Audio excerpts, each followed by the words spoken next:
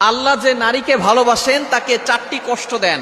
আপনি কষ্টে আছেন তার মানে এই নয় যে আল্লাহ আপনাকে ভালোবাসেন না, আল্লাহ আপনাকে মহব্বত করেন না। আপনি কষ্টে আছেন, এটা হচ্ছে আল্লাহ আপনাকে ভালোবাসেন, এটা বোঝার অন্যতম একটি লক্ষণ। আপনি কষ্ট থাকলেই বুঝবেন যে আল্লাহ তাআলা হয়তো আপনার গুনাহ মাফ করাচ্ছেন, অথবা আল্লাহ পাক রব্বুল আলামিন আপনার মর্যাদা বৃদ্ধি করে দিচ্ছেন।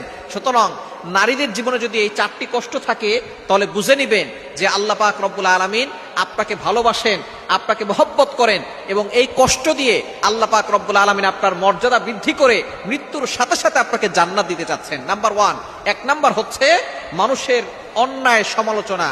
আপনি কোনো কাজ করেন না, কিন্তু মানুষ আপনাকে মিথ্যা অপবাদ দিচ্ছে, আপনাকে মানুষ গালিগালাজ করছে, মানুষ আপনাকে অপবাদ দিয়ে আপনাকে হেয় প্রতিপন্ন করছে, ক্রিটিসাইজ করছে। যদি এরকম দেখেন তাহলে মনে করবেন আল্লাহ আপনাকে ভালোবাসে। আল্লাহ পাক রব্বুল আলামিনের একজন বান্দি ছিলেন দুনিয়াতে, যার নাম হচ্ছে মারিয়াম আলাইহিস সালাম। হযরত ইমরান আলাইহিস সালামের কন্যা ছিলেন এবং হযরত ঈসা আলাইহিস সালামের মা ছিলেন। এতটা সম্মানী একজন ব্যক্তি, তাকে মানুষ অপবাদ দিয়েছিল, তাকে মানুষ খারাপ নারী বলে গালি দিয়েছিল। আপনি তো কষ্টে আছেন, আপনাকে তো কেউ খারাপ নারী বলে গালি দিচ্ছে না। একটু দেখেন, মারিয়াম আলাইহিস সালামের দিকে ফোকাস করেন, মানুষ তাকে প্রস্টিটিউট নারী বলে গালি দিয়েছে, নাউজুবিল্লাহ। তার গোত্রের লোকেরা তাকে এই কথা বলে গালি দিয়েছে। আল্লাহ পাক রব্বুল আলামিন তাকে পরীক্ষা করেছিলেন, স্বামী ছাড়া সন্তান দিয়েছেন। জিবরাইল আলাইহিস সালামকে তার কাছে পাঠিয়েছিলেন। জিবরাইল আলাইহিস সালাম তার কাছে গিয়ে বলতেছেন, আপনাকে আল্লাহ তাআলা সন্তান দান করবেন, পুত্র সন্তান, এই সন্তান নবী হবেন। এবার মারিয়াম আলাইহিস সালাম বলতেছেন, আমার তো কোনো স্বামী নাই, স্বামী ছাড়া কখনো সন্তান হয় না। আল্লাহ পাক রব্বুল আলামিনের কথা জিবরাইল আলাইহিস সালাম বলতেছেন, আল্লাহ তাআলা চান একটা নিদর্শন দেখানোর জন্য। আদম আলাইহিস সালাম আর হাওয়া আলাইহিস সালামকে আল্লাহ তাআলা বাবা মা ছাড়াই তৈরি করেছেন। সুতরাং আল্লাহ পাক রব্বুল আলামিন স্বামী ছাড়াও যে বাচ্চা বানাতে পারেন, সন্তান দুনিয়াতে আনতে পারেন, এটাও আল্লাহ পাক রব্বুল আলামিন তিনি বোঝাতে চেয়েছেন।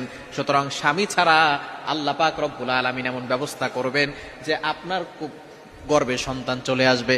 মারিয়াম আলাইহিস সালাম বলতেছেন, যদি আল্লাহ তাআলা এমন করতে চান তাহলে আমি আল্লাহ তাআলার সেই ফয়সালায় আমি সন্তুষ্ট আছি।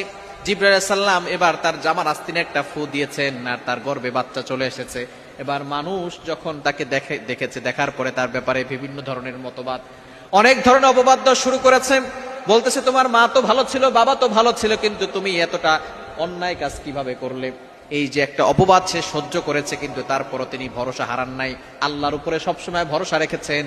শেষ পর্যন্ত ঈসা আলাইহিস সালাম যখন জন্মগ্রহণ করেছেন, ছোটকাল কোল থেকেই তিনি কথা বলা শুরু করেছেন। তিনি বলেছেন, ক্বালা ইন্নী আবদুল্লাহ আতানিয়াল কিতাব।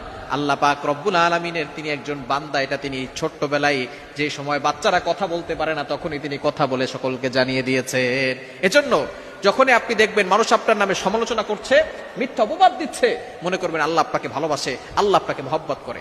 দ্বিতীয় নাম্বার হচ্ছে স্বামী বা পরিবারের অবহেলা। যদি আপনার কাছে এরকম হয়, স্বামী বা পরিবার আপনাকে অবহেলা করছে, মনে করবেন আল্লাহ পাক রব্বুল আলামিন